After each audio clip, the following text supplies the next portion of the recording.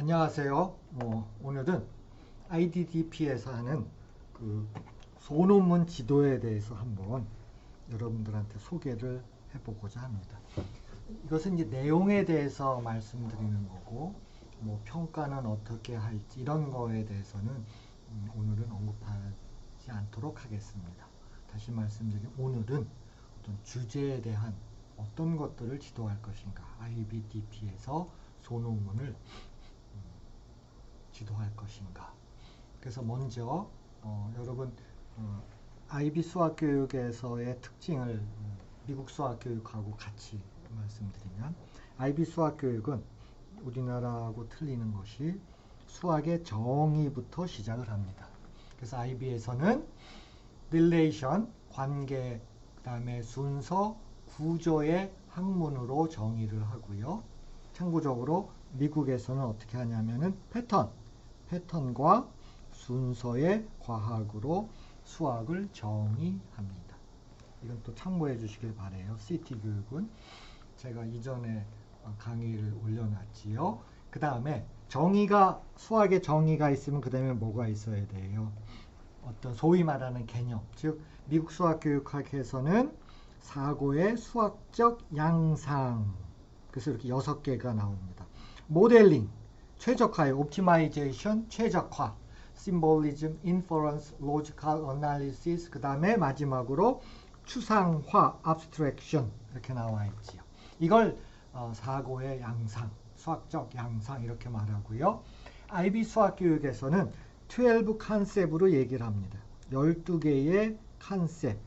근데 이거를 개념으로 번역하는 거는 그렇게 쉽지가 않아요.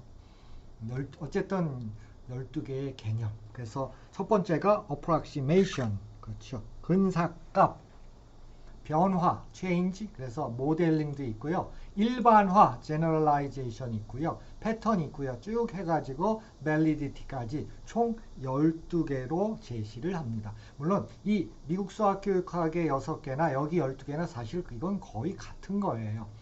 제가 판단할 적에 IB에서 이거를 12개로 만든 것은, 그러니까 이거를 참조한 거죠. 12개로 만든 것은 학교 선생님들이 어떤 적용하기가 좋게끔 하기 위해서 하지 않았나, 이제 그런 생각을 합니다. 그럼 거의 같다고 봐도 되고요. 우리나라에서는 사실은 이 개념을 안 쓰고 있지요. 물론 핵심 개념이란 용어는 있지만, 예를 들면 이런 거잖아요. 방정식. 그거는 사실은 개념이라고 말하기는 쉽지가 않습니다. 그러니까 방정식을 통해서 우리가 모델링에서 사용이 된다든지 최적화해서 사용이 된다든지 그런 얘기가 되는 것이지, 방정식이 개념이 된다? 그거는 이제 수학교육 입장에서 생각을 해봐야 됩니다. 그건 여러 해고요. 자, 그런 상황에서 이제 교수법이 중요하겠지요. 그래서 저는 교수법의 상황을 무엇으로 보냐면은 IB에서 소논문 지도에서 가장 주목해야 될 교수법은 소크라테스의 엘렌 코스라고 봅니다. 이거죠. 이게 지금 대각선 수업하는 건데, 대각선이란 도대체 무엇인가 하는 것입니다. 도대체 무엇인가 하는 것이 바로 소크라테스의 엘렌 코스라고 하는 것입니다. 그래서 여기서 이제 추구하는 것은 여러분 알겠지만 본질입니다. 그러니까 본질을 추구하기 위해서 어떤 방법론적인 것을 택하느냐 하는 것이죠. 이건 칼 포퍼의 이제 용어인데요.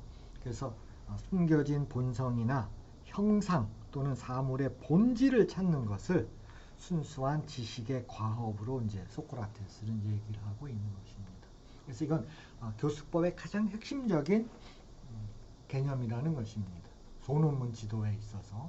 그럼 이제 구체적으로 이제 들어가야 되는데, 그 구체적인 것에서는 단계가 나는 굉장히 중요하다고 봐요.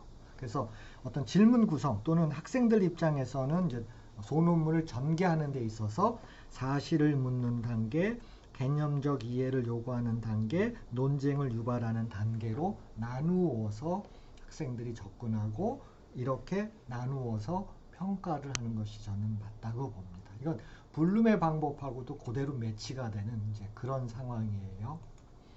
물론 이제 주제를 선정할 적에 우리가 상당히 조심해야 될 게 있어요. 즉 소위 말해서 무엇을 조심해야 되냐면요. 고대 그리스, 고대 이집트, 바빌로니아 이쪽 뭐 중국이나 인도라고 한다면 어떤 문명의 거대 문명에 어떤 치우치면 안 되거든요. 이제 그런 측면에서 이 중동이라는 뜻은 고대 이집트라든지 고바빌로니아, 그다음 이슬람권은 이제 중앙아시아 세계겠죠. 거기서 이제 어떻게 문화를 수학 문화를 어떻게 바르게 수용할 것인가, 이제 그거에 대해서 이제 글을 쓴 것입니다. 자, 이제 여러분에게 제가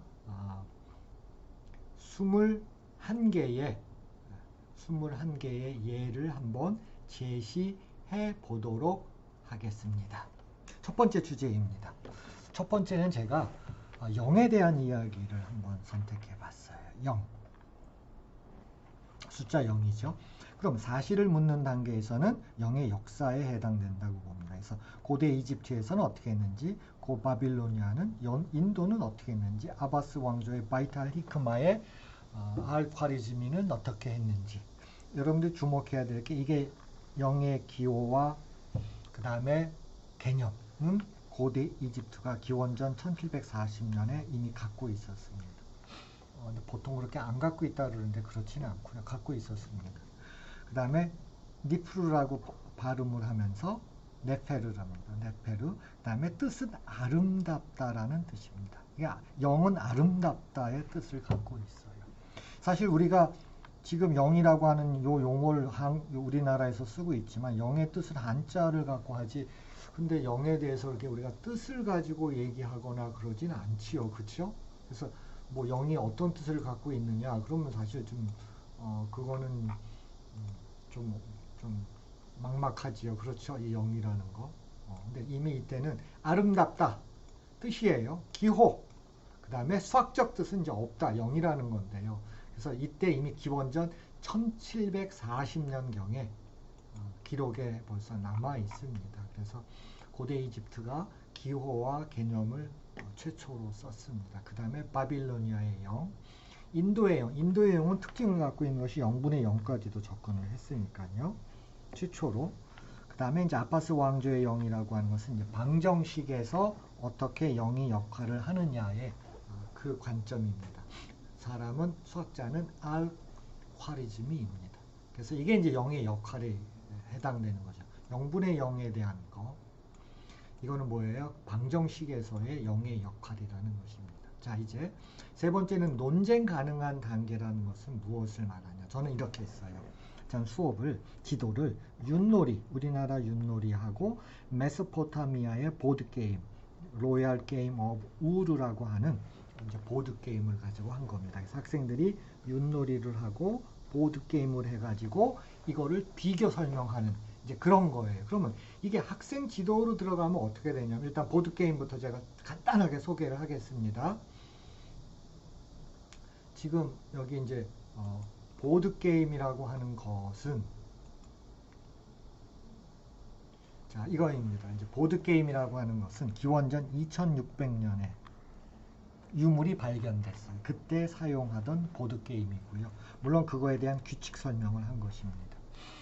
자, 이 보드게임은 이거예요. 제가 이걸 게임 자체를 설명하는 데는 오래 걸리니까 여러분들이 보시기로 하고, 이렇게 해가지고 일로 오면은 점수가 나는 겁니다. 1점에서 7점까지 나게 돼 있어요. 이게 이제 정팔각형이 있는, 이게 안전지대이고요.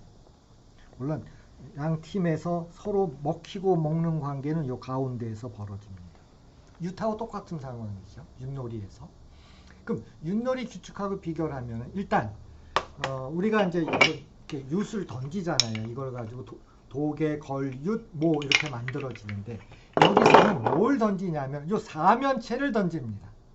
예, 자, 정다면체에서의 사면체를 가지고 하는데, 이 친구들은 기원전 2600년경에 이 사면체에다가 표시를 두 군데다 표시를 해요. 그래서 편의상 제가 이거 구입한 거에는 홀수에다 표시를 할게요. 홀수. 그럼 짝수는 없잖아요. 요게 2점이에요. 이게 개입니다. 우리나라로 하면 이게 개예요. 개입니다. 그러면은 저는 이제 이걸 이제 홀짝으로 나눠서 했으니까요. 그러면은 자, 봐봐요. 윷놀이에서는 도, 개, 걸, 윷, 모. 이게 모잖아요. 그럼 이렇게 표시를 하게 되면 요게 2점이죠. 여기는 어떻게 되겠어요? 1, 2, 표시된 게 3개, 표시된 게 4개까지 나오고 표시가 하나도 안 된 게 나오잖아요. 우리나라로 말하면 뭐에 해당되는 겁니다. 요거는 0점입니다. 0이에요. 없다는 뜻입니다. 점수가 없다는 뜻으로 제가 오늘 0에 대한 이야기를 하고 있는 거죠. 이게 우리나라의 뭐에 해당되는 것이 바로 메소포타미아 지역에서는 0으로 쓰였다는 것입니다. 0으로 쓰였다는 거예요. 자, 그 다음에 또 여기 눈여겨봐야 될 게 뭐냐면 이 안전지대예요. 이 안전지대가 정팔각형으로 이루어지고 있습니다. 근데 이 정팔각형은 벌써 기원전 3000년 이전서부터 존재해 오면서 쓰였거든요. 그래서 여러분들은 이 정팔각형이 메소포타미아 지역에서 어떻게 3000년, 그러니까 거의 5000년 이상을 존재해 왔는지를 한번 이 글을 한번 참고를 해 주시길 바래요. 그래서 이런 것들이 이제 총체적으로 해서 소논문 지도가 이제 이루어지는 거죠. 그래서 저는 자, 화면을 다시 한번 보겠습니다. 이거죠. 지금 여기 화면에 보듯이 이게 제가 이제 학생 지도했을 때 이제 표를 만들어주고 학생들이 이 표를 가지고 글쓰기를 하는 거거든요. 자, 우리나라의 윷놀이와 자, 보드게임입니다. 기원전 2600년경의 보드게임이에요. 자, 우리나라는 기원전 3세기예요. 3세기입니다. 자, 경우의 수는 1, 2, 3, 4, 5, 경우의 수는 0, 1, 2, 3, 4 이렇게 나오는 거고요. 이거 윷을 갖고 하는 거고 정사면체입니다. 자, 말은 우리가 4개 갖고 하는데요. 이 친구들은 7개를 갖고 해서 7점을 나눈 것입니다. 그래서 우리는 좀 신경을 써야 될 게 과연 정사면체와 정팔각형이 과연 이 게임에서 나타나는데 이게 어떤 의미가 있는가에 대해서 우리가 관심을 갖는 것이 상당히 저는 의미가 있다고 보는 것입니다. 자, 그래서 이 점에 대해서 한번 우리가 이제 생각해 볼 필요가 있는 것이지요. 자, 이게 첫 번째 주제였습니다. 제가 좀 빨리빨리 나가도록 하겠습니다. 두 번째 주제는 이제 정육각형을 어떻게 IBDP에서 소논문 지도로 연결할 것이냐는 겁니다. 첫 번째, 사실을 묻는 관계는 이렇게 하고 싶어요. 과연 정육각형은 작도, 자와 콤파스 써야지요. 두 번째는 정육각형이 산술적으로는 어떤 의미가 있느냐. 우리가 보통 수학을 말할 적에 수학은 셈과 모양이라는 용어를 씁니다. 모양, 그러니까 셈이라고 하는 것은 산술이지요. 모양은 기하, 지하메트리입니다. 그렇죠? 이제 그런 뜻으로도 상당히 딱 들어맞는 그런 주제입니다. 자, 개념적 이해를 요구하는 단계는 저는 이제 테셀레이션에 활용을 합니다. 그래서 여러분 테셀레이션 알지요?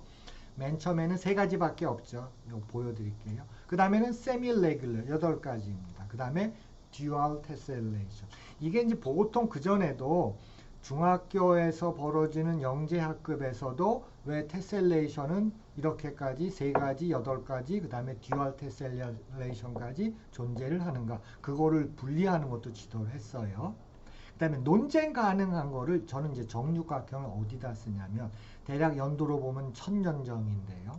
천년경에 이게 이제 셀주크 시대의 쌍둥이 탑입니다. 여기에 이제 30개의 디자인이 들어가 있는데 정육각형이 5개 이상 꽤 많이 들어가 있고요. 비슷한 시기에 우리 고려 초죠. 고려 초에 왜 우리는 절터의 디자인을 정육각형으로 썼냐 하는 것입니다. 이게 절터의 디자인, 이게 정육각형이고 탑도 정육각형입니다. 과연 이게 어떤 관계가 있냐 이거예요. 이게 우연이냐 하는 것입니다. 그거에 대해서 논쟁적으로 이제 우리가 한번 글쓰기를 학생을 지도하려고 하는 거고요. 또 하나는 이제 이건 기하적인 거라 디자인적, 산술적인 거지요. 사실 그래요. 정육각형의 산술적 의미는 기원전 2000년경에 원주율이 3과 8분의 1이라는 겁니다. 그런데 기원전 230년경에 아르키미데스는 3과 7분의 1이죠. 아니 3과 8분의 1에서 3과 7분의 1로 발전하는데 어떻게 그러니까 1700년 이상이 걸리냐 하는 것입니다. 도대체 인간이 도대체 어떻기 때문에 왜 1700년이나 걸리느냐 하는 것입니다. 그거에 대해서 한 번쯤 논쟁을 한번 하는 글쓰기를 하자는 것이죠. 자, 산술적 측면에서요. 자, 기원전 2000년경에 수사 지역에서요. 여기 수사에서 이게 발견이 됩니다. 그래서 정육각형의 기하적인 것이 뭐냐면 당시도 이거죠. 정육각형이 있으면 내접하는 이게 원이잖아요. 당연히 원의 둘레가 원둘레가 당연히 크지요. 육각형 둘레보다 육각형이라고 쓸게요. 육둘레. 육각형 둘레보다는 커요. 그럼 인간들의 어떤 그 아까 그 수학적 모드라고 그랬죠. 사고의 수학적 양상의 어프락시메이션이 있었잖아요. 그렇죠? 그럼 인간들은 그래. 그럼 원둘레하고 이게 크니까 육각형 둘레에다가 이걸 어떻게 하면은 거의 같게 되겠냐는 것입니다. 그러면 여기다가 뭔가를 곱해줘야죠. 그렇죠. 여기다가 당연히 1보다 작은 거 곱해야 되죠. 그럼 이 친구들은 뭘 곱해줬냐면 여기다가 25분의 24를 곱해줍니다. 그럼 이 상황에서 우리가 뭐가 지도가 가능해요? 이게 1로 보는 거니까 1로 보면 되니까 자, 그래서 이때의 수사에서의 원주율은 3과 8분의 1입니다. 이것 때문에 그래. 이건 지도하실 수 있지. 이게 정육각형이 갖고 있는 산술적 의미예요. 물론 다른 것들도 수학적으로 나타나지만 이게 이제 산술적 의미라는 것입니다. 자, 기하적 테셀레이션에서 제가 육각형을 하려고 그랬죠. 이게 중학교에서 자, 기본 테셀레이션은 3가지밖에 없다. 그래서 이거를 레귤러 패턴이라고 하고요. 그럼 이거 도형이 한 가지만 쓰인 거잖아요. 2가지 이상 쓰이는 것은 8개밖에 없다. 이게 이제 가끔 중학교 영재학급에서 이런 지도가 이루어졌었죠. 그 다음에 마지막 3단계가 뭐예요? 듀얼이죠. 듀얼은 이거예요. 그러니까 중점을 잡아가지고 도형의 중점을 잡아서 연결하면 되는 거죠.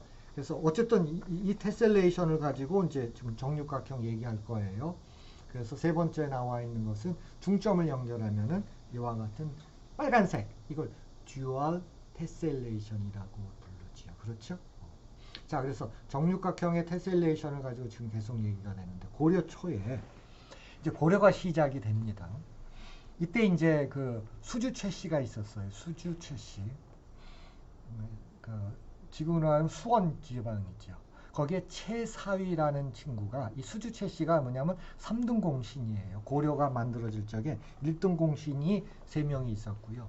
2등 공신이 7명이고 3등 공신이 2,000명인데 2,000명 중에 한 명이 이 수주 최씨, 최사위입니다. 그래서 최사위의 역할이 뭐냐면 절을 짓는 거였어요. 그래서 2군데다가 절을 짓습니다. 자, 일단 화천에다가 절을 지어요. 이거밖에 안 남아 있어요. 그다음에 금강산에다가 정양사에다가 절을 짓습니다. 그런데 정팔각형을 가지고 합니다. 이 한 변의 길이가 정육각형이에요. 정육각형 한 변의 길이가 보통 한 4.5m 정도 되는 겁니다. 그래서 요걸 보시면 되겠죠. 여기 2019년에 이 절터가 이제 고고학적 학자들이 이제 이거를 이제 발굴을 했죠. 절터를. 이게 정육각형이에요. 이 똑같습니다. 이거 탑도 정육각형, 이 바닥 이거 절터도 정육각형이에요. 왜 그러냐? 그건 고고학자들도 아직 밝혀내지를 못했어요. 근데 제 판단에는 분명히 이건 수학문화적 교류에 의한 거라고 봐요. 이 활악한 탑을 보시면 이 활악한 탑이 이게 이제 30개 정도의 디자인이 들어가 있는데 정육각형이 6개가 좀 더 되는 거로 제가 알고 있어서 한 3개만 소개해 드릴게요. 이거입니다. 자, 이 디자인. 여기 쌍둥이 탑에는 이게 30개 정도가 들어가 있다. 이런 디자인. 자, 이 디자인이 뭐냐? 이거 정육각형 디자인이에요. 정육각형을 이렇게 해서 이렇게 한 다음에 이거 갖고 뭐예요? 테셀레이션 한 거죠. 정육각형 레귤러 패턴이라고 그랬죠. 자, 이 디자인을 어떻게 나오는 거예요? 이건 이렇게 해가지고 이렇게 나오는 거고. 이것도 아름답지요? 이것도 마찬가지입니다. 이 패턴을 가지고 테셀레이션 하면은 바로 이 디자인이 나오는 거예요. 이게 정육각형 패턴 디자인이거든요. 제가 3개만 설명드릴게요. 더 많습니다. 그러면 이게 도대체 우리나라하고 고려 초에 최사위가 했던 거하고 이게 무슨 관계가 있냐는 것입니다. 그렇죠? 만약 그걸 찾는다 그러면 어떤 문화적 교류에 의한 거겠지요. 그렇죠? 이란 지역입니다만은 사실 우리가 이미 668년 전에 고구려가 멸망하기 668년 전에 벌써 우리는 사마르칸트까지 갑니다. 사마르칸트가 어디에? 여기죠. 그렇죠. 여기잖아요. 중앙아시아로 갔거든요. 그 증거가 이거입니다. 여러분들이 이제 우즈베키스탄에 이제 가게 되면은 사마르칸트에 가게 되면은 아프라시아 궁전 벽화가 있습니다. 전 여기를 11번을 갔었는데 바로 이 벽화의 이 파트예요. 벌써 이 모자 보이시죠? 그렇죠. 이 모자로 따지면 이제 고구려입니다. 그러니까 고구려가 668년에 멸망하는데 이게 이제 그 7세기니까 상당히 그 시기예요. 그 다음에 여기 이제 칼을 차고 있는데 이 칼집이 두 개로 돼 있어요. 칼집이라는 뜻은 몸에다 매다는 건데 이건 아마 그 신라의 특징이라고 합니다. 그래서 이게 고구려 사신인지 신라의 사신인지는 명확지가 않지만 어쨌든 이미 이때에 우리는 여기서부터 출발을 해가지고 그렇죠. 뭐 중국을 통해 가지고 그렇죠. 뭐 해가지고 사마르칸트까지 갔다는 겁니다. 이거 어마어마. 이거 굉장히 많고 거의 한 4,000km 되겠죠. 그렇죠. 4,000km도 더 되겠죠. 이게 900km인데 그렇죠. 갔다는 겁니다. 그렇죠. 물론 지금은 이거를 덮어버렸어요. 여기를 이제 이거 궁전터인데 이거 1960년대가 70년대 일본 고고학자들이 발굴을 했는데 사실 비용이라든지 기술적인 문제 때문에 한계에 봉착을 하니까 덮어버렸습니다. 그게 제일 좋은 방법이거든요. 그냥 덮어버렸고 어쨌든 이제 그 당시에 이 벽화 그러면서 이제 일본 고고학자들이 한국 고고학계에다가 과제를 던진 겁니다. 이거 우리가 이거 발굴하다 보니까 당신네 나라 사람이 있는데 한번 당신들이 한번 연구를 해보세요. 그랬던 거거든요. 분명히 이와 같은 상황에서 이미 그 고구려 멸망 전 그렇죠. 이미 그때도 충분한 증거를 갖고 있거든요. 그래서 아마 그 우리의 절터도 이 중앙아시아 쪽하고도 분명히 연계가 있는. 이제 그게 이제 IBDP에서 정육각형을 주제로 한 어떤 소논문 지도를 제가 이제 여러분들한테 말씀을 드리는 것입니다. 그렇게 한번 지도를 하자라고 하는 것이에요. 이제 다음 주제로 주제 3입니다. 제가 벌써 한 20분이 지났는데 빨리빨리 해야 되겠는데요. 여러분들이 소위 알고 있는 피보나치 수열입니다. 피보나치 수열이 어떻게 만들어지느냐. 기원전 5세기에 만들어집니다. 이거 운율 갖고 만들어지거든요. 산스크리트 운율이에요. 이게 장음입니다. 그러니까 일을 만들기 위해서 필요한 일. 이건 이제 그 다음에 이 모리예요. 그러니까 음절 2개를 만들기 위해서 장음 하나, 단음 둘 그렇게 된 겁니다. 이게 장음, 그 다음에 단음 2개 이런 식으로 되는 거죠. 이건 단음 하나밖에 없어요. 그렇죠? 자, 음절 3개를 만드는 방법은 뭐겠어요? 단, 장, 단. 이건 뭐예요? 단입니다. 그러니까 장은 장음이라고 하는 것은 숫자로 말하면 2고요. 단은 뭐예요? 1을 뜻하는 것이에요. 이게 기원전 5세기에 했던 거예요. 그리고 계속해서 거의 600년대, 700년대도 계속 나오는 거거든요. 그래서 이게 이제 피보나치 수열이라고 여러분들은 이제 알고 있는 거죠. 자, 두 번째는 개념을 이해하는 겁니다. 그럼 산스크리트 운율의 패턴입니다. 이게 바로 이제 패턴을 우리가 알아내는 것이죠. 그렇죠. 그 다음에 이와 같은 산스크리트 운율의 패턴과 여러분들이 알고 있는 피보나치와 토끼쌍 갖고 한 거, 그 패턴에 도입한 것이 누가 더 장점을 갖고 있느냐. 그러니까 패턴을 인지하기 위해서는 어떤 방법이 더 효과적이냐를 우리가 충분히 개념적 이해를 요구하는 단계에서 학생들이 연구를 할 수가 있는 거예요. 이제 논쟁입니다. 이게 바로 뭐냐면 과연 그것을 피보나치 수열이라고 부르는 것이 적합한 것이냐 하는 겁니다.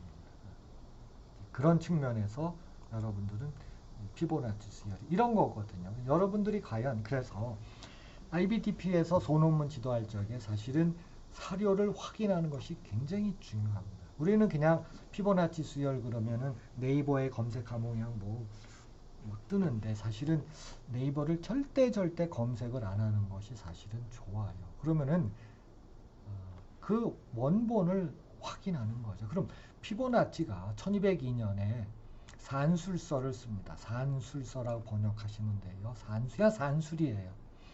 분수에 덧셈, 뺄셈, 곱셈 그런 거 한 거예요. 그럼 여기서 피보나치 수에 대해서 언급을 하는 게 바로 요만큼을 요게 전부 다예요. 그래서 제가 그대로 갖고 온 겁니다.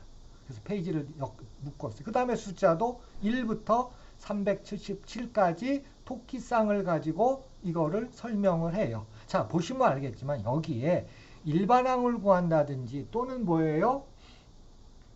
이게 뭐 어떤 식으로 된다든지 특히 일반항 구하는 건 없지요. 피보나치 수열의 일반항을 구했다든지 그런 건 없는 거고 숫자를 377까지 나열을 한 거예요. 그 다음에 없어요. 그 다음에는 없습니다. 그렇죠.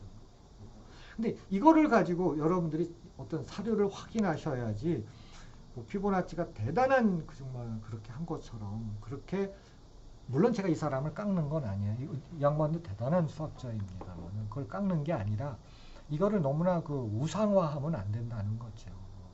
그리고 과연 이 주제에서는 과연 우리가 이것을 피보나치 수열이라고 부르는 것이 적합하냐를 이제 학생들이 연구를 하는 것입니다. 우리는 그걸 지도를 하는 거죠. 이게 왜 그 비잔틴이라고 하는 얘기가 왜 나오겠어요? 자, 피보나치는 이탈리아에서 태어났지만 아버지가 요 부지아에서 근무를 했어요. 알제리아에서 어린 시절부터 30살까지 이 부지아에서 삽니다. 거기서 우리나라로 말하면 초등학교, 중학교, 고등학교 교육을 받은 거예요. 그때 수학 선생님이 이슬람 사람들입니다. 왜냐하면 이 시기에 바로 이 지중해에 어떤 지위를 갖고 있었던 것은 이슬람입니다. 그렇죠? 천년경에 파티마 왕조는 이집트였거든요. 거의 전체를 지배했죠. 그러면 여기에 뭐예요? 이미 이슬람 수학 선생님도 이슬람 사람이에요. 그러면 이미 벌써 여기에 인도의 산술이라든지 중국의 과학 같은 것들이 여기에 다 들어왔다는 겁니다. 그렇죠. 그래서 아까 말한 그 토끼상에 대한 이야기는 어디서부터 출발한 거예요? 그 산스크리트 운율에서 출발을 했을 가능성이 아주 높은 거예요. 이제 그런 측면에서 우리가 수학을 바라보자는 것입니다. 그냥 무조건 그 피보나치 수열 그러면 토끼상 그 다음에 피보나치 이렇게 지도하는 것이 아니라 또는 학생들이 소논문을 그런 방향으로 쓰는 것이 아니라 상당히 역사적인 측면까지도 지중해 역사가 나와야 되거든요. 그런 측면에서 아주 좋은 주제라고 봅니다. 자, 시간을 좀 빨리 해야 되겠어요. 주제 4입니다. 벌써 제가 필요하면 끊겠습니다만 주제 4입니다. 그럼 대각선이란 도대체 무엇인가에 대해서 한번 해보고 싶어요. 대각선. 정사각형이 있으면 대각선이죠. 그렇죠? 그럼 이게 정사각형의 한 변의 길이가 1이라는 얘기는 루트 2라는 얘기죠. 그렇죠? 그럼 우리는 이런 질문, 그러니까 사실을 묻는 것입니다. 우리 인류는 루트 2를 무엇을 통해서 인식했냐 하는 것입니다. 바로 기원전 2000년경에 전투판을 보면 알 수 있잖아요. 뭐예요?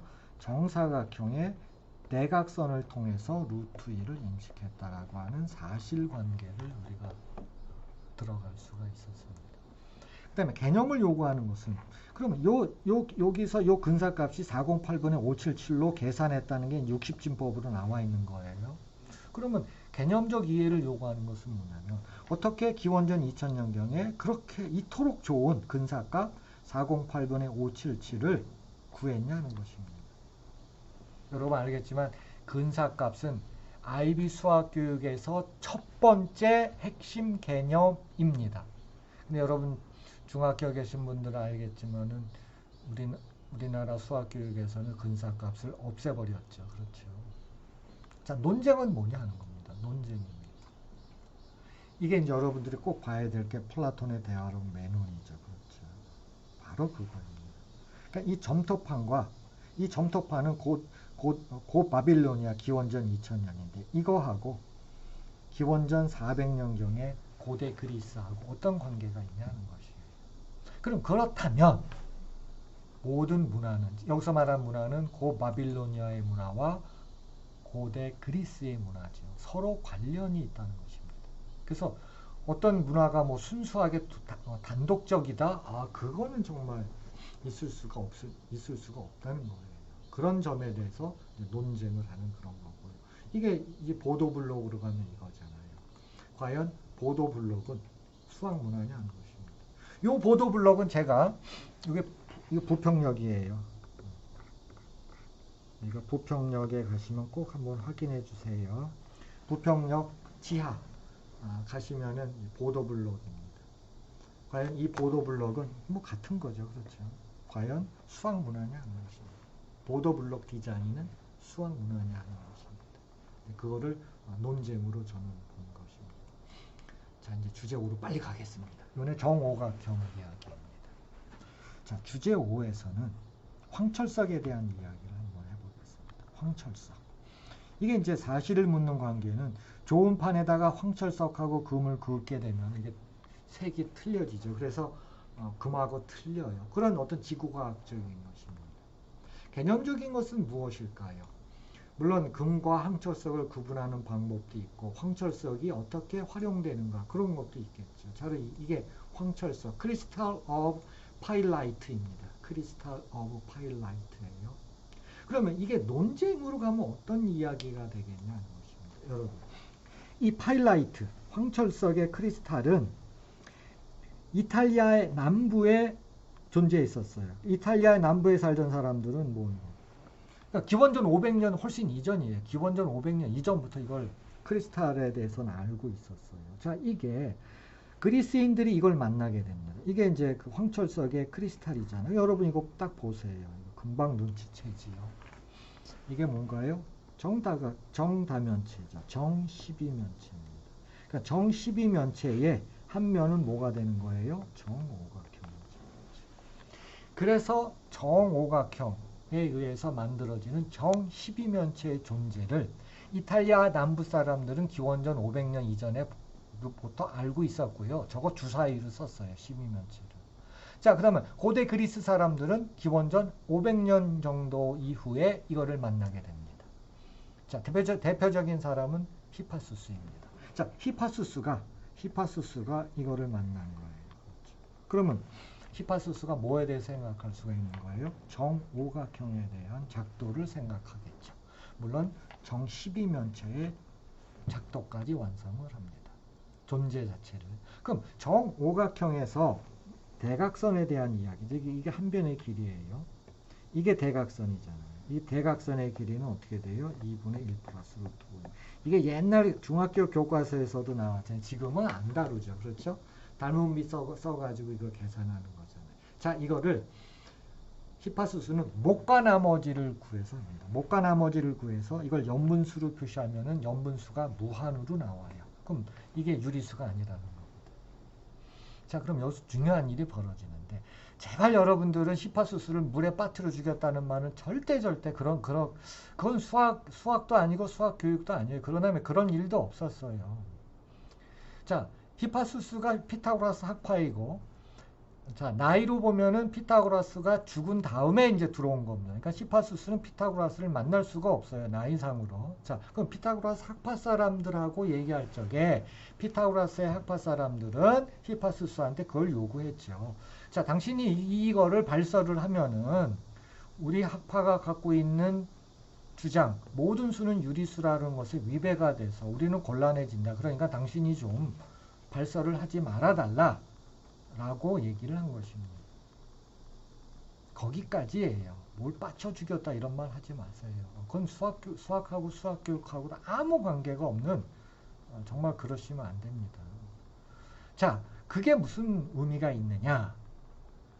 그 학파의 분위기를 얘기하는 거예요. 그럼 피타고라스 학파가 이 당시에는 피타고라스가 죽고 없어요. 피타고라스 학파가 자기들이 주장하는 유리수밖에 없다를 벗어나는 것이 발견됐다면 그거를 정말 토론을 통해서 한다든지 그걸 해야지요. 그렇죠.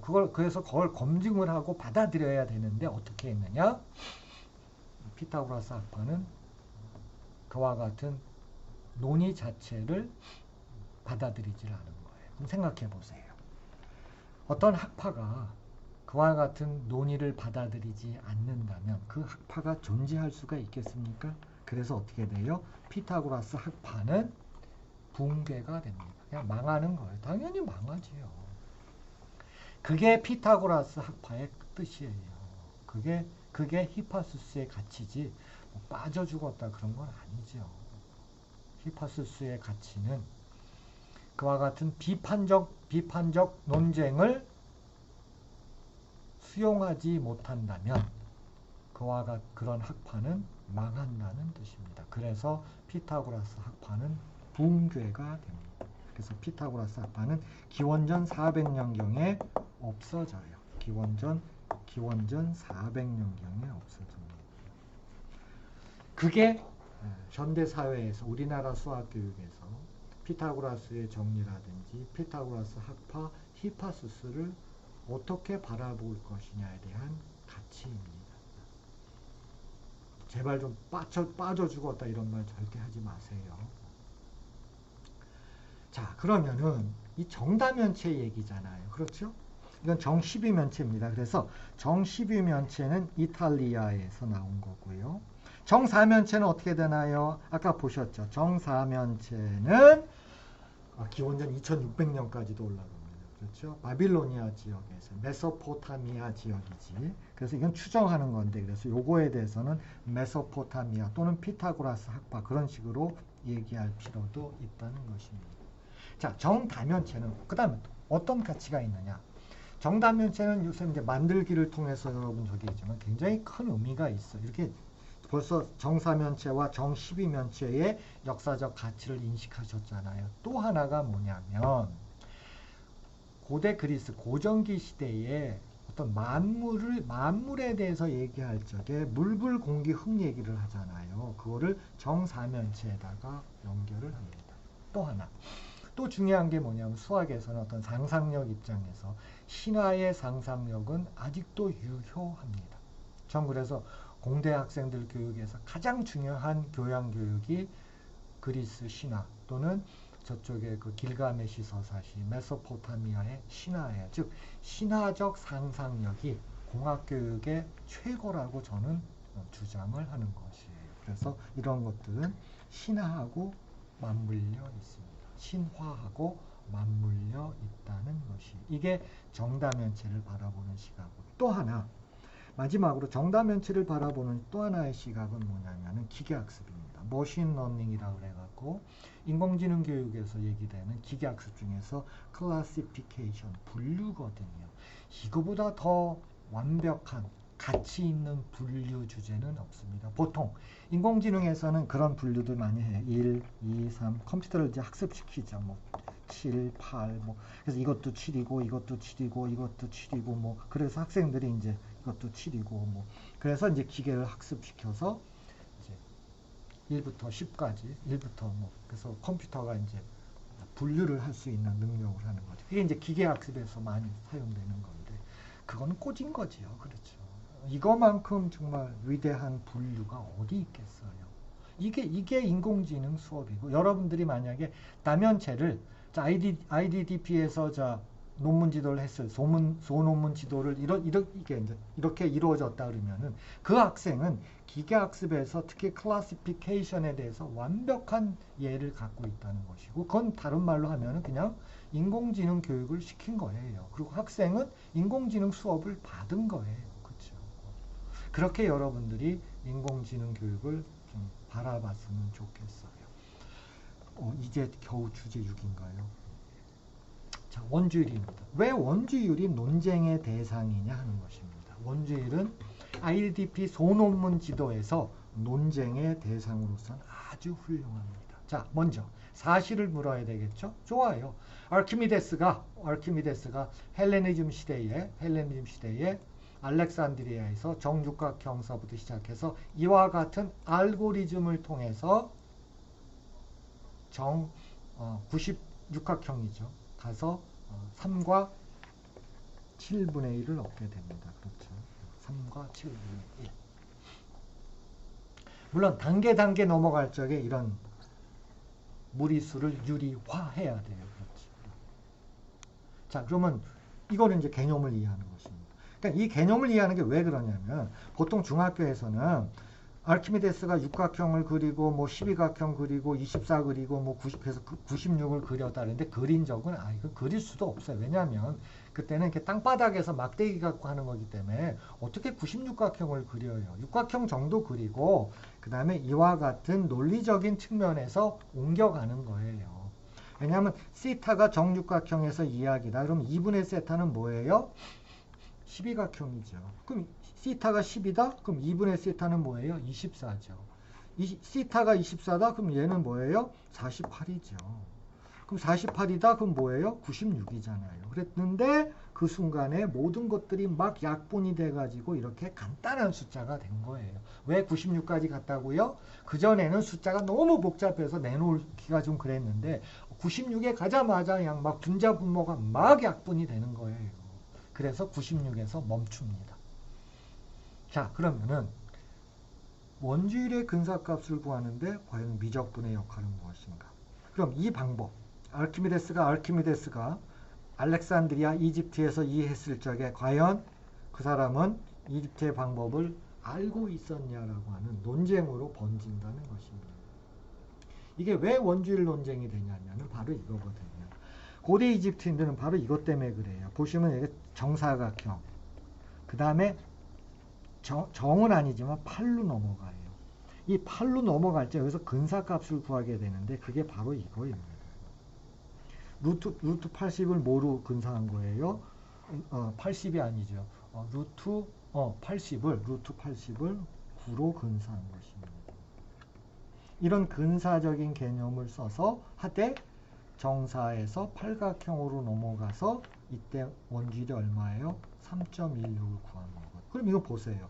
도형에서 4에서 8로 이건 기원전 3000년까지도 올라갑니다.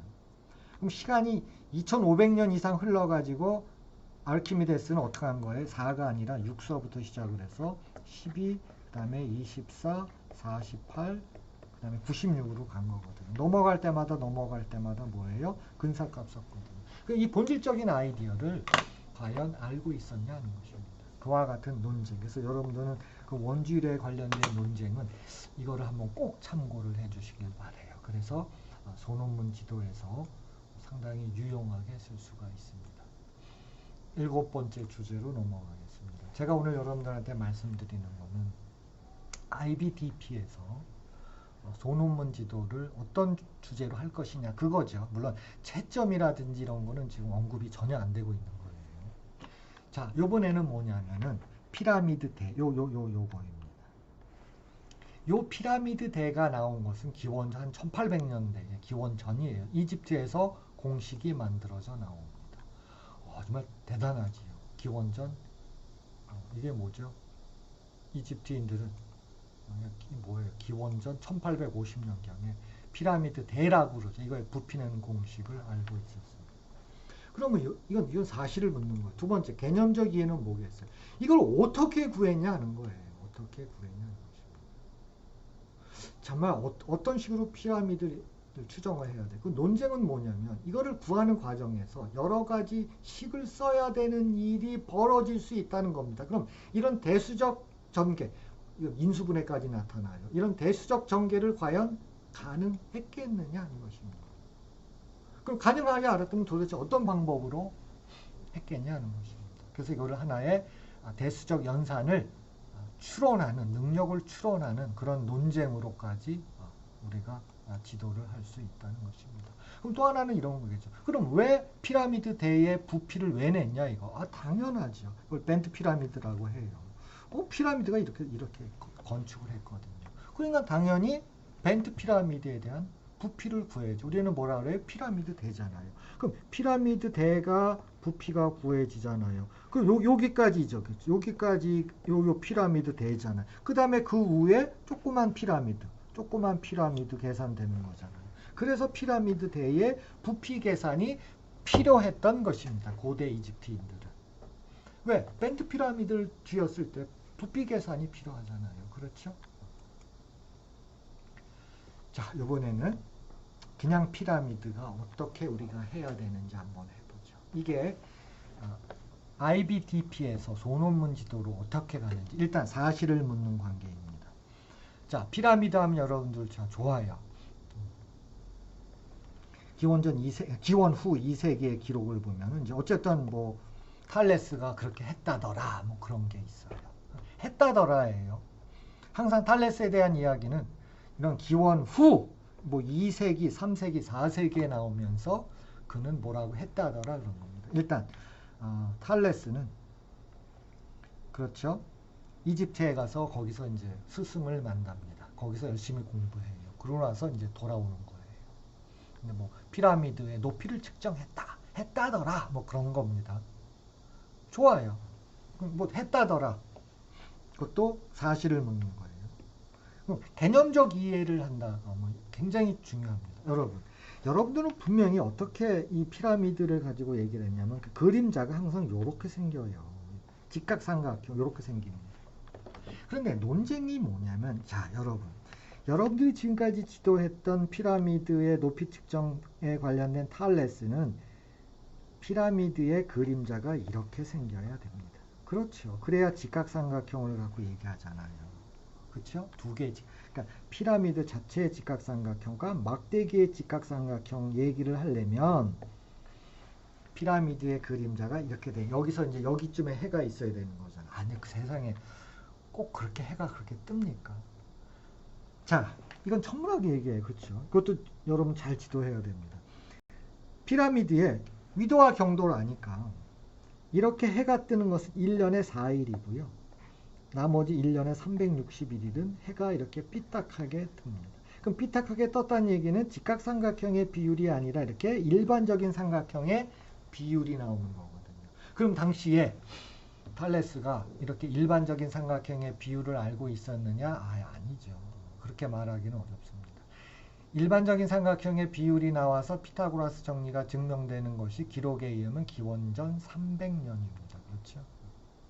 그래서 추론과 합리적 추론을 우리가 어떻게 생각하냐 이거예요. 자, 추론은 뭐냐면 탈레스가 뭐 제때더라. 그래서 재는 방법은 막대기를 해가지고 이거 그림자, 그다음에 이거 피라미드의 그림자. 근데 그때는 직각삼각형이었거든요. 그건 추론이었죠. 그러면 합리적 추론은 뭐냐 이거예요. 과연 해가 탈레스가 기자 지역을 갔어요. 피라미드 지역을 갔을 때 확률 갖고 얘기하자 이거예요. 이와 같은 직각삼각형을 만날 확률이 365분의 4가 되는 거죠. 그렇죠. 그래서 합리적 추론이라고 하는 것이 무엇이냐를 우리가 생각해 볼 수가 있다는 것입니다. 이제 주제 9입니다. 자, 우리가 보통 360도라고 하는 각의 개념을 도입을 하는 겁니다. 천문학에서. 수학에서도 360도를 쓰죠. 자, IBDP에서 이제 소논문 지도를 각의 도입을 가지고 하자는 것입니다. 그러면 첫 번째는 뭐예요? 사실을 묻는 관계는 우리 인류는 언제 360도를 도입했냐는 것입니다. 이거는요. 기원전 5세기경입니다. 기원전 5세기경에 고대 바빌로니아인들이 황도 12궁을 발견을 합니다. 여러분, 황도 12궁은 하나의 띠예요. 이 황도 12궁을 형상화합니다. 그게 뭐예요? 원이죠. 그럼 황도 12궁이 나왔다는 얘기는 뭐예요? 원을 몇 등분한 거예요? 12등분한 거죠. 그 원을 12등분하니까 이게 너무 거칠잖아요. 좀 세분화할 필요가 있겠죠? 자, 이 당시 바빌로니아인들은 60진법을 썼어요. 그래서 우리가 추정할 적에 60의 절반 정도를 해서 요 조그만 거를 세분화했죠. 그럼 원 전체는 몇 등분이 돼요? 30 곱하기 12 하면은 360등분이 돼서 360도가 나온 것입니다. 그거는 기원전 이제 5세기 이후겠죠. 그러니까 기원전 400년 뭐 이때라고 한다. 그러니까는 탈레스나 피타고라스는 360도 기반의 각도 개념이 없었어요. 없었습니다. 자, 이번에는 개념적 이해입니다. 이건 제가 제시하는 게 이거. 덴데라 신전 이야기입니다. 여러분 알겠지만 1798년이죠. 1798년에 나폴레옹이 드디어 이집트를 침략합니다. 그러면서 이제 많은 학자들, 한 175명의 학자들이 쫓아가는데 거기 이제 고고학자 중에 쫓아가서 이 덴데라 신전을 발견을 합니다. 거기에 덴데라 신전의 천장에 황도 12궁에 이게 있어요. 이 사진은 제가 루브르 박물관에서 찍은 겁니다. 루브르 박물관에 가서 정말 대단합니다. 이거를 이제 루브르 박물관으로 이제 가져간 거죠. 좋게 말하면 가져간 겁니다. 그렇죠. 그러면은 우리는 이런 질문이 가능하죠. 이 황도 12궁이 언제 이거 덴데라 신전 이거 언제 제작됐냐 이거예요. 제작 시기를 추정할 수 있을까요? 그러면 이집트의 밤하늘을 이제 이런 소프트웨어를 이용해서 이집트의 밤하늘을 체크해가지고 이 별자리를 비교하면은 아마 기원전 50년 경에 이것이 이집트의 하늘에 있었던 황도 12궁이다라고 하는 것을 알아낼 수가 있겠죠. 그렇죠? 나는 그걸 개념적 이해라고 봐요. 논쟁 가능한 걸 저는 이렇게 봅니다. 이건 이제 IBDP에서 소논문으로서 지도하는 데 있어서 가장 핵심이겠죠. 자, 역사적 배경을 보면은 자, 드디어 이제 1798년 7월 2일 날 알렉산드로 보나파트 누구예요 지금?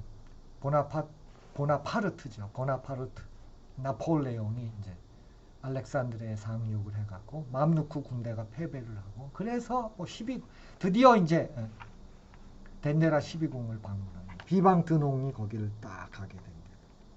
덴데라 12궁도 그냥 냅두겠습니까? 들고 약탈이죠. 문화재 약탈이죠. 그래서 어디다 갖다 놔요? 루브르 박물관에다 갖다 놓고 제가 갔을 때 사진을 찍은 겁니다. 그러면 이제 프랑스 정부는 덴데라 12궁을 이집트에 반환을 해야 되는가? 이거에 대해서 이제 논리적으로 전개를 한 거죠. 어떻게 보면 IBDP 입장에서 학생은 뭐 국제법도 연구해야 되고 공부해야 되고 우리나라 사례도 있잖아요. 그렇죠. 우리나라 사례도 프랑스하고 아마 영구 임대를 하되 아마 4년마다 갱신하는 거로 돼 있죠. 그렇죠. 이제 그런 것을 제시하는 것을 우리는 수학 시간에 논쟁 가능한 내용이라고 하는 것입니다. 자, 주제 10번으로 가도록 하겠습니다. 아마 이건 제가 끊어서 하는 것도 좋을 것 같아요. 그렇죠. 그래서 2개로 올리겠습니다. 주제 10은 지구둘레 측정을 한번 보도록 하겠습니다. 지구둘레를 어떻게 최초로 측정했는가? 자, 사실을 묻는 질문으로 가겠습니다. 역시 헬레니즘 시대 때 에라토스테네스가 하진날 정오에 시에네의 운물에 그림자가 없음을 알았어요. 그래서 제가 이거는 구글 맵스에 들어가 가지고 CNA를 뒤져가지고 사진을 뒤져서 거기에 그럴듯한 우물을 찾아낸 것입니다. 자, 이거라고 혹시 이거일 수도 있어요. 여기에 그림자가 없을 때를 알고 여기 CNA 여기입니다. 알고 있을 때 알렉산드리아에 있던 에라토스테네스가 이거 각도해가지고 지구 둘레를 하겠죠. 그렇죠? 그래서 요 각도만 체크하면 되겠죠. 그렇죠? 요게 요 정도예요. 50분의 360도. 그러면 지구둘레 구할 수가 있어요. 자, 그 당시에는 단위가 스타디아입니다. 스타디아. 1스타디아는 175.5m예요. 이집트 단위죠. 그래서 이렇게 해가지고 계산을 하는데 여기다가 이만큼을 어떤 그 근사값 형식으로 추가를 시켜가지고 최종적으로 지구둘레를 측정을 해요. 그럼 여러분들이 여기서 이제 여러 가지를 논쟁 가능한 것들이 나옵니다. 에라토스테네스가 근사값을 발전시키는 방향으로 이 2000 스타디아를 추가를 했는데 또 뭐냐 이거 경도의 문제죠. 그렇죠. 경도예요. 경도. 이때는 이게 경도에 대해서 몰랐거든요. 에라토스테네스는. 물론 개념은 알고 있었지만 뭐 경도 측정이 안 되면 그렇죠. 그 다음에 두 번째는 이런 거죠. 그럼 알렉산드리아하고 시에네 사이에 이 거리는 이거 누가 측정을 하냐? 이거 누가 측정을 하냐 하는 것입니다. 이건 걸어서 했습니다. 그런 직업을 갖고 있었어요. 걸어가지고 알렉산드리아에서 시에네까지 얼마가 된다. 그런 것까지도 필요하거든요. 그러니까 결국은 이런 연구를 하려면 돈이 필요해요. 자, 그래서 헬레니즘 시대의 가치가 뭐냐면 수학이 최고로 발달을 했습니다. 그 이유는 왜 그래요? 프톨레미 왕가에서 돈을 댄 것입니다. 이런 학자들한테, 과학자들이나 수학자들한테 연구비를 댄 거예요. 그러면서 정말 다양한 연구가 이루어지게 된 것입니다. 그래서 헬레니즘 시대에 왜 수학과 과학이 발전했는가? 그런 것도 상당히 좋은 소재로서 적용될 수 있다는 것입니다. 자, 주제 11번을 가도록 하겠습니다. 아마 이거는 이제 제동거리에 관련된 이야기. 전 사실을 묻는 관계에 들어가겠습니다. 저는 이렇게 이거를 2차 함수, 소위 말하는 2차 다항식이겠죠. V에 관한 2차 다항식. 이거를 어떻게 지도를 제가 했냐면요. 이거 법률에 들어갑니다. 자동차 사고잖아요. 자동차 사고. 그러니까 자동차 사고에 대해서 제가 이 다음 페이지에 제가 보여드릴게요. 그래서 법원 판결문을 이제 뒤져서 찾아내서 사고가 나오거든요. 그러면 이제 첫 번째는 학생들한테 사고에 대해서 주고 나면은 그 사고를 요약하여라. 400자 정도로 요약하여라. 이게 이제 사실관계니까 왜 사고가 났는지 정확하게 파악할 수가 있어요. 두 번째, 개념을 이해한다는 게 뭐예요? 사고가 났다는 얘기는 스키드 마크가 난다는 얘기는 뭐예요? 운동 에너지가 뭐로 바뀌는 거예요? 마찰 에너지로 바뀌죠. 그렇죠. 그러면 운동 에너지가 나타난다는 얘기는 이제 그게 스키드 마크인데 사람이 딱 보자마자 브레이크를 밟는 것이 아니라 보고 나서 사고가 발생했다? 그럼 브레이크를 밟잖아요. 보통 한 1초 정도 걸려요. 그럼 1초 동안 자동차는 진행을 하겠죠. 우리는 그거를 공주거리라고 불러요. 그래서 이런 것들이 들어가는 것을 우리는 개념적 이해라고 해요. 핵심은 뭐예요? 공주거리를 바탕으로 해서 운동 에너지가 마찰 에너지로 바뀌었다는 것입니다. 그러면 이제 여기서 2차 함수나 무리 함수가 나오는 거예요. 논쟁 가능한 건 뭐냐? 자, 첫 번째 이런 거거든요. 왜 우리는 앞차와의 간격을 제한 속도 110km인 경우에 110m를 유지하는 것이 타당하느냐를 어떻게 설명하냐 이거예요. 두 번째, 이제 좀 이따 제가 두 개를 보여드리겠지만 그 판결문 보면은 판사가 이러해서 나는 이렇게 판시한다 나오거든요. 그러면 거기 당연히 숫자나 식은 안 나오죠. 판결문에. 그럼 판사는 도대체 뭘 근거로 추론했냐 이거예요. 판사는. 두 번째는 학생들이 판사라면 어떻게 판결을 하겠냐는 것입니다. 난 이거를 논쟁 가능한 단계로 보는. 이게 이제 하이패스 지역 사고에 대해서 나온 거고. 그러니까 첫 번째는 이제 400자 정도로 요약하는 겁니다. 그래서 차가 가는데 이제 하이패스 차로 이렇게 있잖아요. 근데 차가 막 가는데 이 차가 확 들어온 거예요. 이 차가 가다가 탁 들어서 가버렸죠. 이 차는 깜짝 놀라서 정지를 했어. 근데 뒤에 오던 차가 확 박았어요. 여러분, 뒤에 있는 차가 받으면은 뒤에 차가 100% 과실이지만 아니죠. 이런 경우는. 자, 그래서 이제 이거를 이제 어떻게 하느냐. 이 앞에 있는 차도 정말 여기죠. 그 뒤에 차가 받았으니까 이 뒤에 차가 분명히 과실이 많다라고 주장을 한 거거든요. 근데 어떻게 판결을 내리겠어요? 그렇죠. 판결을 내리는 겁니다. 그래서 이런 계산을 우리가 충분히 아까 2차 함수나 무리 함수를 가지고 아까 운동 에너지와 마찰, 그건 과학 용어로 맞추면 운동 에너지와 마찰 에너지의 관계고 수학의 수식으로 말하면 2차 다항식과 무리 함수의 이야기 있는 겁니다. 이것도 있고요. 요건 조금 더 복잡하면 이것도 아주 괜찮습니다. 이건 탱크로리 사고라고 해서 차선 이게 중앙선이고 차선이 여기 있는데 여기 탱크로리가 갔어요. 여기 근데 어떤 차가 여기 있었는데 이 차가 갑자기 이렇게 들어온 거예요. 그래서 이 차가 가다가 깜짝 놀라서 중앙선을 침범해 갖고 여기 오던 차하고 사고가 났죠. 그래서 일단 여기 다 물어주고 자, 판사한테 얘기하는 겁니다. 이 탱크로리 때문에 내가 사고가 났으니까 이 차가 다 물어내야 된다. 근데 이제 판사는 어떻게 되냐면은 내가 계산을 해보니까 이게 이렇게 들어왔지 않느냐. 그럼 네가 앞을 잘 쳐다보고 있었으면 오다가 요 차 뒤에 충분히 정지할 수 있었다. 그러니까 당신이 잘못한 거다. 이제 그런 것들을 이제 계산을 통해서 한 건데 당연히 여기 계산 안 나오죠. 그렇죠? 계산 안 나오고 네가 후방 13m 뒤에서 충돌 없이 정지할 수 있었다라고 이제 결론을 내는 겁니다. 그러면은 우리 학생들은 뭐예요? 도대체 판사가 이거를 어떤 식으로 계산했느냐를 추론하고 자기 나름대로 논리적으로 비판을 하는 그런 과정으로 저는 이 문제를 여러분들한테 제시를 하는 것입니다. 자, 여러분 시간이 지금 이렇게 가는데 주제 12번, 요 주제 12번까지 제가 할까요? 그러면 주제 12번까지 제가 올려보겠습니다. 이번에는 이제 한번 청운교와 백운교 이거 한번 해보겠습니다. 이게 이제 피타고라스 정리입니다. 사실을 묻는 질문은 이제 소위 말하는 피타고라스 짝 3, 4, 5 이런 거를 한번 해보죠. 개념적 이해를 요구하는 거. 그러니까 중국에서는 고구정리라고 하는 거. 그렇죠. 왜 고구정리라고 부르는가? 왜 중국인들은 피타고라스 정리라고 안 부르고 고구정리라고 부르는가?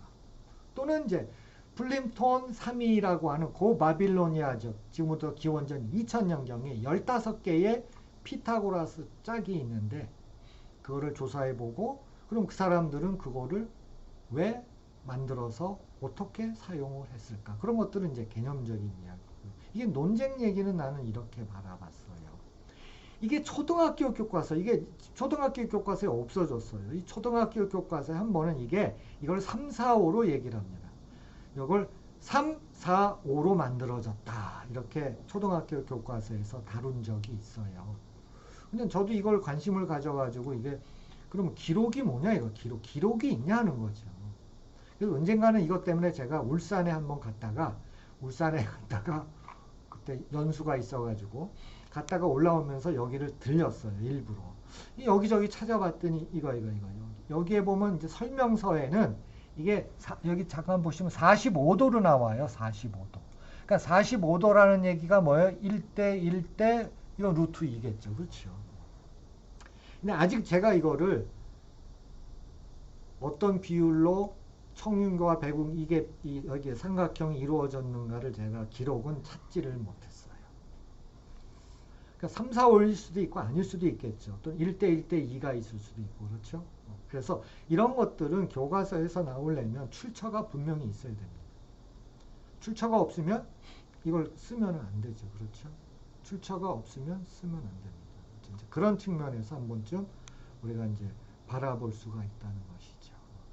그래서 하나 더 제가 여기까지 이게 벌써 1시간이 흘렀는데 아니면 제가 그냥 다 연결을 해버리겠습니다. 좀 짧게 하면서 21개를 완성을 시키겠습니다. 좀 빨리 하면 되거든요. 자, 12번이고 13번으로 가겠습니다. 자, 13번은 야구장으로 가겠습니다. 제가 이제 야구장에서 벌어지는 수학에 관심이 많은데 사실을 묻는 거. 홈페이지 들어가도 돼요. KB호 홈페이지 들어가면 야구의 본루의 사이즈 그 다음에 내야의 사이즈가 다 나옵니다. 이거는 이제 소위 말하는 정사각형이니까 당연히 직각삼각형의 피타고라스 정리죠. 자, 개념을 요구하는 거. 이게 12, 17로 되어 있어요. 12, 17로 되어 있습니다. 그러면 직각 이등변 삼각형이 여러분 직각 이등변 삼각형이 있는데 이게 12, 이게 17 이게 가능하냐 이거예요. 여기도 이거 여러분 다 쓸 수 있습니다. 1루와 2루, 본루와 1루, 본루와 3루, 요건 대각선이 2루와 3루에는 피타고라스 정리가 있어야 되잖아요. 이거에 대한 사이즈는 당연히 나와 있죠. 계산기 써가지고 이제 수업하면 돼. 저 이거 수업했었어요. 안 맞죠? 당연히 근사값이죠. 이것도 안 맞죠? 당연히 근사값이죠. 그러면 논쟁 가능한 건 이거죠. 우리 학생들한테 한번 연구 한번 시켜보세요. 야구장에서는 왜 피타고라스 정리가 성립하지 않냐는 것입니다. 나는 굉장히 의미 있는 그런 에세이 지도라고 나는 이걸 보는 겁니다. 자, 프랙탈에 대한 이야기입니다. 여러분은 프랙탈을 어떻게 수업하시나요? 나는 이렇게 수업을 하고 이렇게 지도하는 게 좋다고 해요. 소장과 페포에 대해서. 고등학교 1학년의 공통과 소장과 페포에 대한 이야기예요. 핵심은 그거죠. 갖고 있는 부피에 대해서 건널비가 크다는 것입니다. 그렇죠. 그게 일반화죠. 공통점을 찾는 거. 그게 인공지능에서 말하는 일반화 또는 수학에서 말하는 일반화입니다. 아까 사고의 수학적 양상. IB에서는 12개의 컨셉이라고 그랬죠. 12개의 개념 중에 하나가 이거죠. 공통점을 찾는 거예요. 그럼 소장과 페포의 공통점이 뭐냐 하는 거예요. 소장과 페포의 공통점은 뭐예요? 부피는 작지만 건널비가 크다는 것입니다.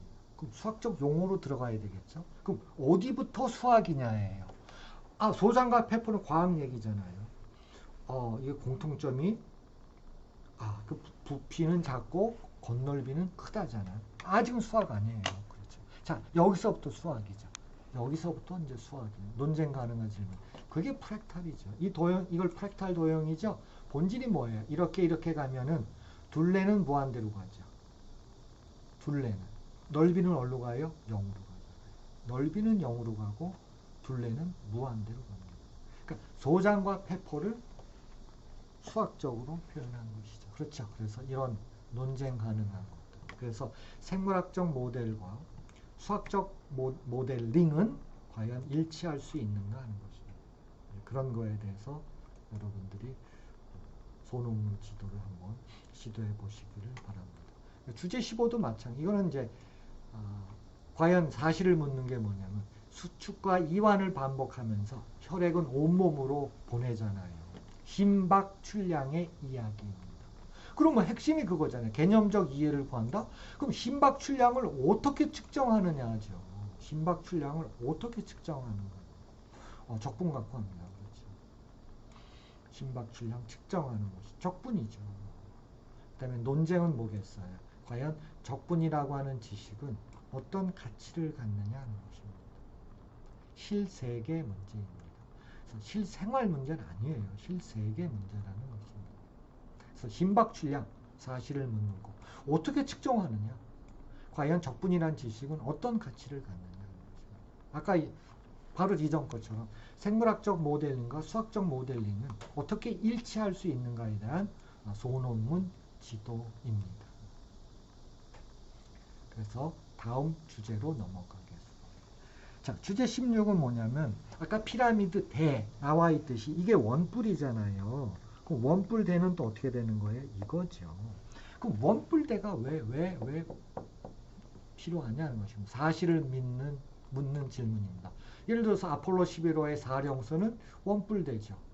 좀 원뿔대예요.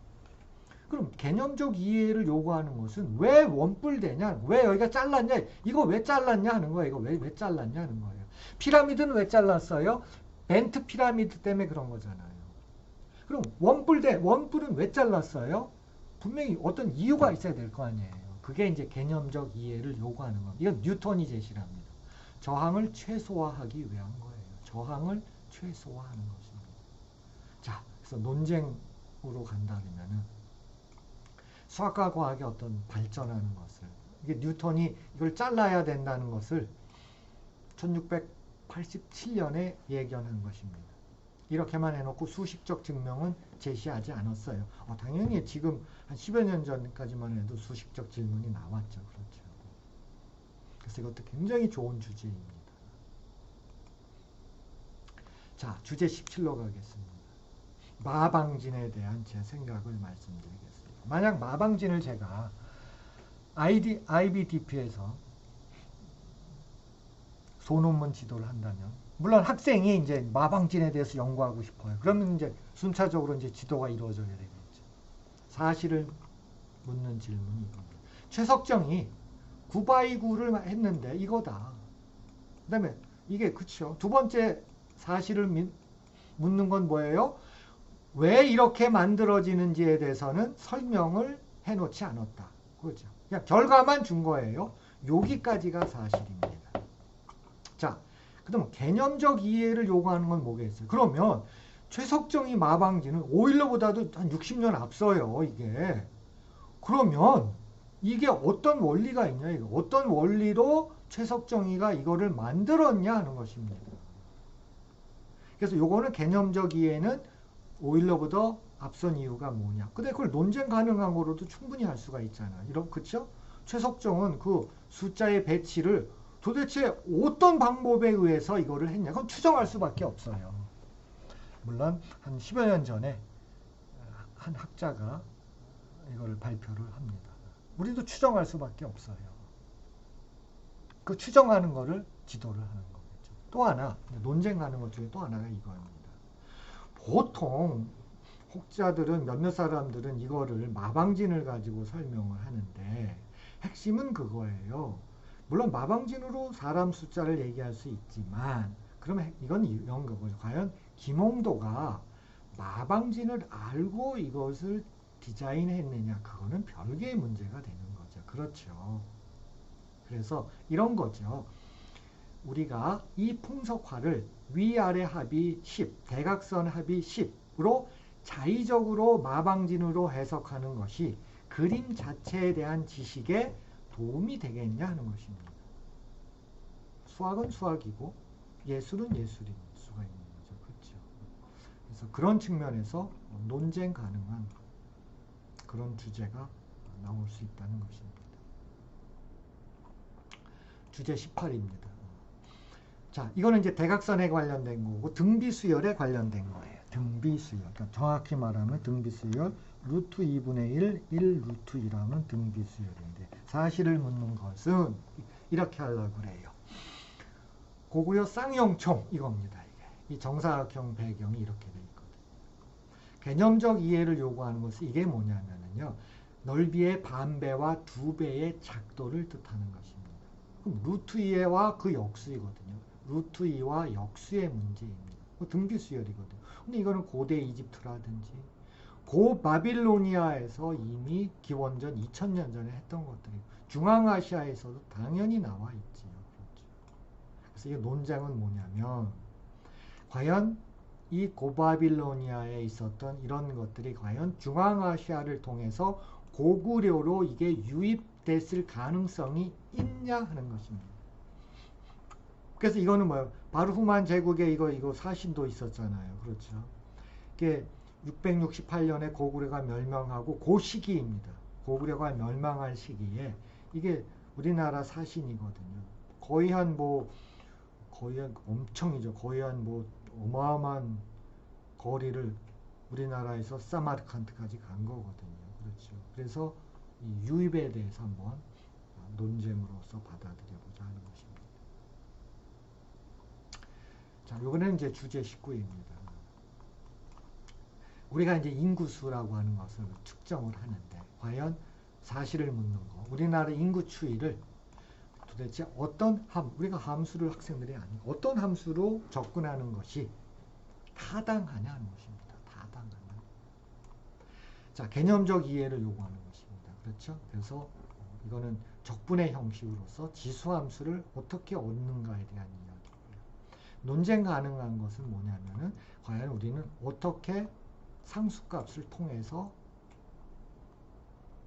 우리나라 인구를 예측할 수 있는지 또는 수학을 통해서 사회적 문제를 제기하는 것이 과연 윤리적이냐 하는 것입니다. 수학을 통해서 사회적 문제를 제기하는 거죠. 예를 들어서 저번에 최근에 문제가 됐던 건 이런 거죠. 어떤 그 물리학자가 어떤 모델링을 통해서 코로나 바이러스가 언제 종식된다 막 초창기에 그런 말을 해가지고 상당히 문제가 된 적이 있었거든요. 종식은 되지 않고 계속 벌써 2년 이상 가잖아요. 근데 그때는 2월 말 3월 초에 종식이 된다. 과연 그렇게 사회적 문제 제기하는 것이 과연 윤리적인 것이냐 하는 그런 거. 어떤 현상을 이것도 사회적인 현상이거든요. 이건 바이러스에 관련된 거지만 이건 인구에 관련된 거잖아요. 그래서 똑같은 입장입니다. 그렇죠? 이제 그런 것들도 논쟁 가능한 것으로서 우리가 받아들일 수가 있는 것입니다. 자, 이제 그 다음에는 뭐냐면 주제 20번입니다. 자, 우리는 이제 직사각형에 대한 어떤 소논문 지도에 대해서 한번 생각을 해보겠습니다. 사실을 묻는 겁니다. 이게 제가 이걸 타이밍을 해놓고 했었는데 잠깐만요. 지금 이제 조금 더 하고 그냥 끝을 내도록 하겠습니다. 사각형 디자인에 대한 신용카드 디자인이거든요. 그래서 신용카드를 모눈 중에다가 해놓고 이 사각형 디자인이 어떻게 만들어졌느냐, 즉 정사각형으로부터 어떤 원리에 의해서 직사각형으로 확장됐느냐 하는 것을 물어보는 것입니다. 이건 어떤 식으로 확장된 거예요? 즉 우리 인간들은 모든 형태는 정사각형에서 시작합니다. 그리고 이걸 반으로 나누고 대각선 원으로 그린 거거든요. 그래서 이것이 뭐예요? 개념적 이해를 요구하는 것이 여러분들이 갖고 있는 신용카드 디자인은 이 원리를 따라서 디자인화되어 있습니다. 논쟁 가는 것은 뭐예요? 이 폭스바겐 비틀이죠. 그러니까 폭스바겐 비틀의 디자인이나 여러분들이 갖고 있는 신용카드 디자인이나 똑같은 겁니다. 본질적으로 똑같은 겁니다. 그래서 이런 자동차 디자인의 역사적 맥락을 아는 것이 디자인 자체를 감상하는 것에 어떤 도움을 주냐는 것입니다. 이 디자인은 이 신용카드 디자인이라고 했죠. 이 디자인은 이 세 명의 사람들이 폭스바겐 비트를 디자인했던 것입니다. 그리고 방정식으로 말하면 이것은 x제곱 마이너스 x 마이너스 1입니다. 근사값으로 말하면 1.618 루트 1.618 소위 황금비라는 용어에 의해서 디자인화된 것입니다. 2차 방정식의 소논문 지도입니다. 자, 이제 마지막이 될 것 같습니다. 주제 21번. 이것도 이제 생물학에 관련된 건데 아마 이건 사실을 묻는 겁니다. 포이지에이의 법칙이 있습니다. 이건 어떻게 보면 유체역학에 관련된 건데 우리 혈관 갖고 하려고 그래요. 개념을 이해하는 것은 뭐냐면 혈관에서 이렇게 새끼치기, 가지치기가 일어나잖아요. 그럼 이 각도가 굉장히 중요합니다. 우리 몸은 우리가 진화를 할 적에 혈관에서 가지치기 할 적에 조그만 가지치기를 이런 식으로 안 해요. 이게 여기서 저항이 얼마나 큰데요, 저항이. 그럼 어떻게 되겠어요? 저항을 최소화하려고 그러겠죠. 그렇죠. 그래서 우리 혈관은 여기서 가지치기를 할 적에 이 각도를 얼마로 유지하는 것이 저항을 최소화할 수 있느냐를 우리 인체는 알고 있다는 것입니다. 그래서 첫 번째 논쟁에서는 혈액이 동맥에서 모세혈관으로 갈라질 때 에너지가 가장 적게 되는 각도를 구할 수 있냐는 것입니다. 우리 혈관은 알고 있다는 것입니다. 우리 몸은, 우리 DNA는. 자, 이와 같이 추상적인 것처럼 보이는 미분이 모델링을 통해서 이와 같은 실색의 문제와 연결이 가능한 이유가 어디에 있는가 하는 것입니다. 그래서 이런 것들은 학생들한테 우리가 소논문 지도할 적에 충분히 미분, 아까 저기는 심박 출량할 적에는 뭐예요? 적분이었었죠. 정적분. 그러니까 미분과 적분을 가지고 우리가 혈액순환이라든지 심박 출량 등에서 그런 소논문 지도가 충분히 이루어질 수 있다는 것입니다. 자, 그래서 오늘은 IDDP에서 여러분들이 학생을 지도하실 적에 제가 21개의 주제를 한번 제시를 해보았습니다. 물론 저는 이걸 전부 다 지도를 해봤어요. 그래서 여러분들도 한번 기회가 되는 대로 지도를 해보시고 그 다음엔 그거죠. 채점을 어떻게 할 것인가.